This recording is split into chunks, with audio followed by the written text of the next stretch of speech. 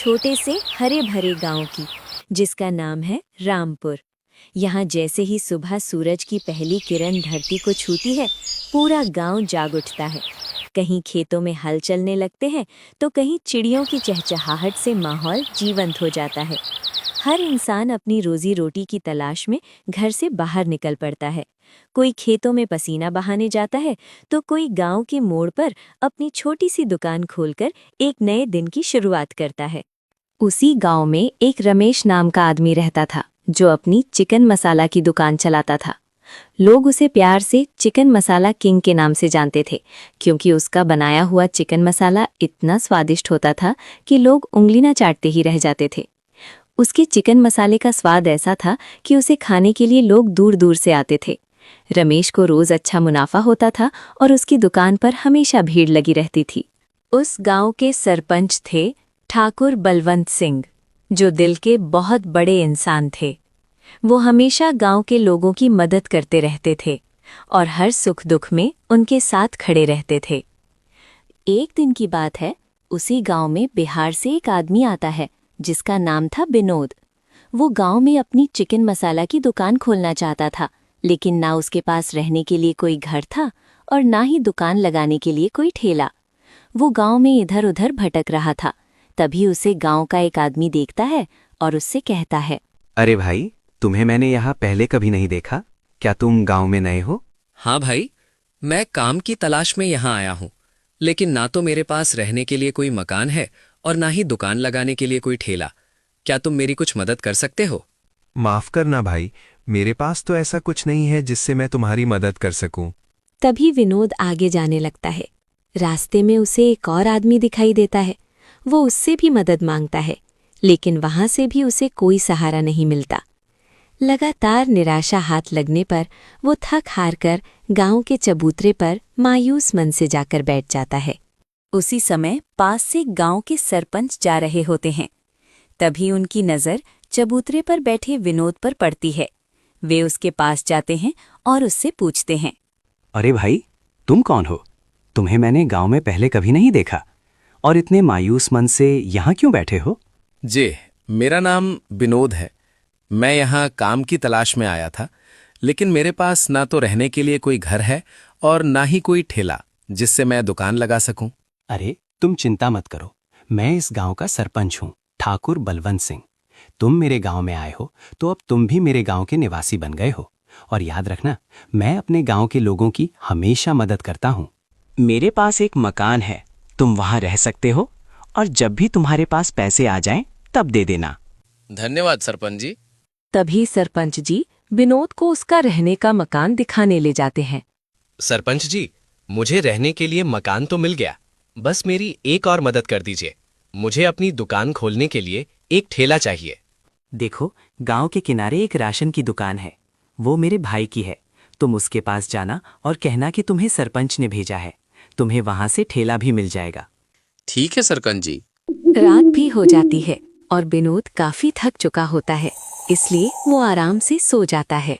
अगली सुबह होती है और विनोद सरपंच के भाई की दुकान के पास जाता है और उससे कहता है, भाई, मुझे सरपंच जी ने भेजा है। बताओ भाई, तुम्हें क्या मदद चाहिए? आप मुझे एक ठेला दे दीजिए जिससे मैं गांव में अपनी दुकान लगा पाऊं। ठीक है, लेकिन ठेले को अच्छे से रखना और मुनाफा होते ही पैसे चुका देना। हाँ ठीक है भाई। इस तरह विनोद को घर और ठेला दोनों मिल जाते हैं। विनोद को अपनी चिकन मसाला की दुकान खोलनी थी, इसलिए वो गांव की चिकन शॉप पर जाता है और कहता है, अरे भाई, मुझे ताज़ा ताज़ा 5 किलो चिकन दे दो और थोड़ा सा डिस्काउंट भी करते ना। अब से मैं नियमित रूप से तुमसे ही खरीदने आया करूंगा। आज तुम्हारा पहला दिन है, इसलिए मैं आज तुम्हें डिस्काउंट नहीं दे सकता। मैं कल से थोड़ा डिस्काउंट लगा दूंगा, लेकिन पहले तुम ये बताओ, तुम रोज 5 किलो चिकन लेकर करोगे क्या? मैं अपनी चिकन मसाला की दुकान खोलने वाला हूँ, इसीलिए मुझे चाहिए। अरे तुम्हें नहीं पता क्या? गांव में एक मशहूर चिकन मसाला किंग की दुकान है। वहां हर समय भीड़ लगी रहती है। तुम्हारा चिकन मसाला खाने कोई आने वाला नहीं है। तुम उसकी चिंता मत करो, मैं सब संभाल लूंगा। तभी विनोद सारा सामान लेकर घर की ओर जाने लगता है। वो घर पहुंचकर चिकन मसाला तैयार करता है और अपना ठेला लगा देता है। अपनी दुकान का नाम वो रखता है बिहारी चिकन मसाला। लोग ये देखकर सोच में पड़ जाते हैं कि गांव में पहले से चिकन मसाला की दुकान होने के बावजूद इसने अपनी नई दुकान कैसे खोल दी। काफी देर हो जाती है, लेकिन उसके ठेले पर कोई भी नहीं आता। तभी वहां से दो दोस्त आते हैं और कहते हैं, अरे भाई, तुम्हारी दुकान नहीं चलने वाली है, बेहतर है तुम कोई और काम ढूंढ लो। अरे भाई, मेरा चिकन मसाला भी बहुत स्वादिष्ट है, एक बार खाकर तो देखो। ठीक है भाई, तुम इतना कह रहे हो तो एक एक प्लेट लगा दो, खाकर स्वाद चख लिया जाए। तभी विनोद दोनों को खाने के लिए दे देता है। दोनों दोस्त चिकन मसाला खाने लगते हैं और खाकर कहते हैं, देखो भाई, तुम्हारा चिकन मसाला भी अच्छा है, लेकिन तुम उस चिकन मसाला किंग से बेहतर नहीं बना सकते, और लोग भी यहाँ खाने आने वाले नहीं हैं, इसलिए तुम कोई और काम ढूंढ लो। ये कहकर दोनों दोस्त वहां से चले जाते हैं। ये सब सुनकर विनोद को बहुत गुस्सा आता है। ये सोचकर विनोद का खून खौलने लगता है। वो मन ही मन कहता है, सब लोग मेरा मजाक उड़ा रहे हैं। अगर मैंने उस रमेश चिकन मसाला किंग वाले का कुछ नहीं किया तो मेरी दुकान अच्छे से चलने से पहले ही बंद हो जाएगी। अब मुझे कुछ बड़ा करना पड़ेगा, कुछ ऐसा जिससे पूरा गांव मेरा नाम जाने। तभी उसके दिमाग में एक खुराफाती विचार आता है। वो सोचता है कि अगर उसकी दुकान चलानी है तो उसे कोई गलत रास्ता अपनाना पड़ेगा। मैं गांव में ये अफवाह फैलाऊंगा कि रमेश अपनी चिकन मसाला में कुछ गलत चीज मिलाता है, जिससे गांव वालों की तबीयत खराब हो सकती है। तभी वो गांव के कुछ लोगों के पास जाता है और उनसे कहता है, भाइयों, तुम्हें पता है क्या, ये रमेश अपने चिकन मसाला में स्वाद बढ़ाने वाला एक केमिकल मिलाता है, जिससे लोगों की सेहत खराब हो सकती है। अरे भाई, हम कैसे मान लें? तुम तो इस गांव में नए हो, हमें क्यों भरोसा करना चाहिए तुम्हारी बातों पर? लेकिन विनोद बहुत चालाक था। उसे पहले से ही पता था कि लोग उसकी बातों पर आसानी से विश्वास नहीं करेंगे। इसीलिए उसने एक आदमी को झूठ बोलने के लिए पैसे दिए थे, ताकि रमेश की बदनामी हो और उसकी दुकान बंद हो जाए। यही कारण था कि वो उस आदमी को अपने साथ लाया था। मैंने उसे खुद अपनी आंखों से केमिकल मिलाते हुए देखा है। देखो भाई, अगर तुम्हें मुझ पर विश्वास नहीं है तो ये आदमी तो तुम्हारे ही गांव का है, तुम इसी से पूछ लो। हाँ भाइयों, विनोद सही कह रहा है। कल ही मैं उसके यहाँ से चिकन मसाला का पार्सल लाया था। मेरी पत्नी ने जब वो खाया तो अगले ही दिन उसकी तबीयत खराब हो गई। ये बात धीरे धीरे पूरे गांव में फैल जाती है। लोग डरने लगते हैं और रमेश की चिकन मसाला किंग की दुकान पर जाना बंद कर देते हैं। वहीं दूसरी तरफ विनोद की दुकान अब चलने लगती है। जहां पहले सन्नाटा रहता था, अब वहां धीरे धीरे लोगों की भीड़ जुटने लगती है। विनोद ये सब देखकर मन ही मन खुश होता है और सोचता है कि उसकी चाल काम कर गई। लोगों ने अब रमेश की दुकान छोड़ दी और विनोद की दुकान पर जाने लगे। हर समय विनोद के ठेले पर भीड़ लगी रहती थी। लोग बड़े मजे से उसका चिकन मसाला खाते थे। धीरे धीरे उसका सारा चिकन मसाला खत्म हो जाता है। विनोद अपना ठेला समेटता है और घर की ओर चल देता है।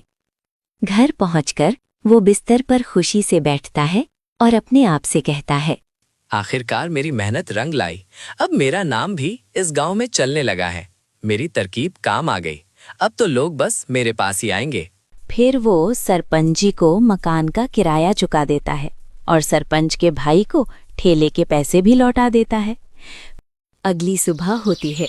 अब विनोद रोज 10 किलो चिकन लेने जाता है और घर आकर चिकन मसाला बनाता है। फिर अपना ठेला लगाता है। धीरे धीरे लोगों की संख्या बढ़ने लगती है और सब बड़े मजे से उसका चिकन मसाला खाने लगते हैं। वहीं दूसरी तरफ रमेश सोच में पड़ जाता है कि लोग उसकी दुकान पर खाने क्यों नहीं आ रहे हैं। आखिरकार वो अपने एक रेगुलर कस्टमर पास जाता है और उससे पूछता है, अरे भाई, ऐसा क्या हो गया? अब तुम भी मेरी दुकान पर खाने नहीं आते? अरे भाई, तुम अपने खाने में केमिकल मिलाते हो, इसीलिए हम गांव वालों ने तुम्हारी दुकान पर आना बंद कर दिया है। तुम्हें ये सब किसने बताया?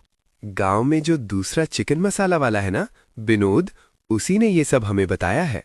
ये सब सुनकर रमेश टूट सा जाता है। वो चुपचाप घर चला आता है। घर पहुंचकर वो अपनी पत्नी से भरे हुए मन से कहता है, ये विनोद ने गांव में झूठी अफवाह फैला दी है, जिसकी वजह से लोग मेरी दुकान पर नहीं आ रहे हैं। उसने मेरी इज्जत और मेहनत पर दाग लगाने की कोशिश की है। मैं उसे ये सब झूठ फैलाने के लिए ऐसे ही नहीं छोड़ूंगा। अब सच सामने लाना ही पड़ेगा, चाहे इसके लिए मुझे कुछ भी करना पड़े।